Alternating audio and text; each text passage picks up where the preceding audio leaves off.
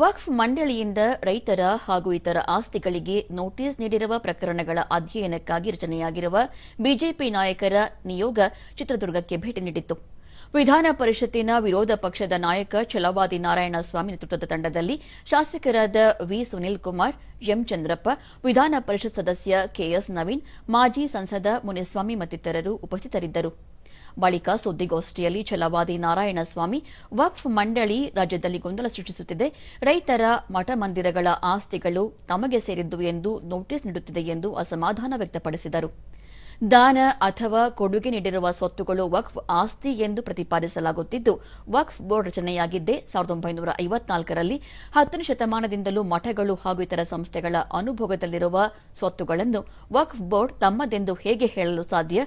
ಆದರೆ ಪಾಕಿಸ್ತಾನ, ಬಾಂಗ್ಲಾದೇಶದಲ್ಲಿ ವಕ್ಫ್ ಮಂಡಳಿ ಇಲ್ಲ, ಭಾರತದಲ್ಲಿ ಮಾತ್ರ ಇದೆ. ಇದು ತುಷ್ಟೀಕರಣ ರಾಜಕಾರಣ ಎಂದು ಆರೋಪಿಸಿದರು.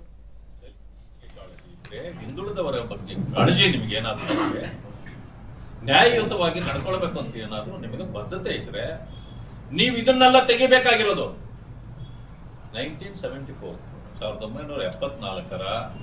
ಗೆಜೆಟ್ ಅನ್ನ ರದ್ದುಪಡಿಸಿ, ಇದು ನಮ್ಮ ವಾದ.